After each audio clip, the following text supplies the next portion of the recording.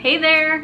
Happy Nurses Week to all my nurses, whether you are a seasoned nurse, a baby nurse, or a future nurse. My name is Alyssa and I'm an acute care BSN RN with 4 years of experience, and I'm also a nurse practitioner student. So if you are a nurse, know a nurse, love a nurse, come hang out for a bit because I'm going to shed some light on the reality of Nurses Week 2020. So Nurses Week is usually a really fun time to be a nurse. We usually get a little gift at work, we'll get special shout outs from friends and family, and we may even get a free coffee or a little gift from a local shop, a restaurant. But this year just honestly feels different. I mean, we are in the midst of a global pandemic currently, and I've just been in a completely different headspace. These past couple months, I've felt some things about nursing that I've never felt before. I've almost felt this air of shame around being a nurse right now. I 100% don't blame my friends and family for wanting to keep their distance from me at this time. And really, I'm the one that's distancing myself from them. It just feels really lonely. And I know that many people can sympathize with that. I know I'm not the only one that feels this way. We all have been having to distance ourselves from people that we love. It's just not something that I've ever had to do, and just I'm not used to. But honestly, I think the thing that's bothering me the most is this new negative light that some people are viewing nurses and healthcare providers in. I mean, I've heard stories about nurses getting punched in the face on a bus or in a grocery store, being accused of spreading the virus just by living their life. It's just insane to me, and just something I never thought I would ever have to go through being a nurse. And I love the comment, oh, well, you signed up for this. You knew what you were getting into when you became a nurse and went to nursing school. Well, how about no, I did not sign up for this. I did not sign up to work on a COVID floor.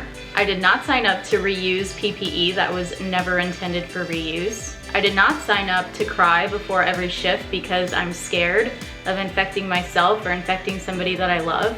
Some days it honestly feels like I'm gearing up for battle and nobody can save me. I'm on my own. My intentions for this video was not to get all depressing, but these are my feelings, and I felt that it was important to share them because maybe I can help somebody else who might be feeling the same way. This is real. This is my life, and I don't want to sugarcoat anything here. I'm just going to say that it's really hard to be a nurse right now, but at the same time, I don't want to dwell on the negative. I don't want to keep mentally spiraling down a deep hole. During this time, I've also been reflecting on the tremendous outpouring of support from our community. Restaurants have been sending us meals on our COVID floor, making sure we're fed and have energy to keep caring for patients. There's been people that have been outside holding thank you signs, and kids have even been decorating the sidewalk coming up to the employee entrance with words of encouragement and love and support. So I am so grateful for those things, and it really does help remind me why I do what I do. So nobody can say for how long this virus is going to be around and how long it's going to be affecting us. But I think if we as a healthcare force are going to be able to hold it together for the long haul, we really need to start taking care of ourselves. I think this thing's gonna be a marathon and not a sprint. We need to be taking care of ourselves both physically and emotionally. I know we've been hearing a lot about the quarantine 15, people putting on extra pounds during the quarantine, the importance of eating a healthy diet, getting good exercise, but I don't think a lot of focus has been placed on mental health. I think mental health always gets shoved to the bottom of the list because it's not something you can directly see, and you may not even feel it right away. You may not understand what it's doing to you until you start acting a certain way, you start saying things you wouldn't usually say. Maybe you can't tell depression and anxiety is tightening its grip around you until you can't breathe. I'm here to tell you that I see you and I feel you. Your feelings are valid, and it's important that you acknowledge them and not to shove them deep down. To help me stay in a good headspace during this time, I've gone back to journaling, which is something I really enjoy doing and really helps me to de-stress and unpack all the situations that I go through and helps me work through them.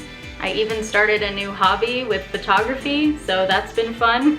I encourage you to try something new, even if you're not very good at it. Just give it a shot. It's really been helping me to get my mind off of the current situation, focus on something that brings me joy. So I encourage you to do the same. Pursue something that brings you joy.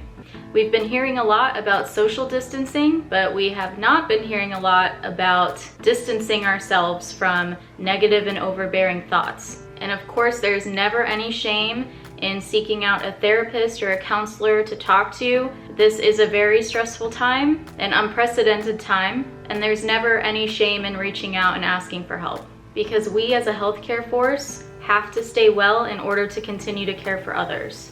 So if you made it this far, thanks for sticking around and listening to me vent. I hope you were maybe able to take something away from this. Please let me know how you're feeling about this whole situation. Whether you are a nurse, a healthcare worker, or know someone who is, I'd love to hear what you have to say. Please continue to stay well and stay safe.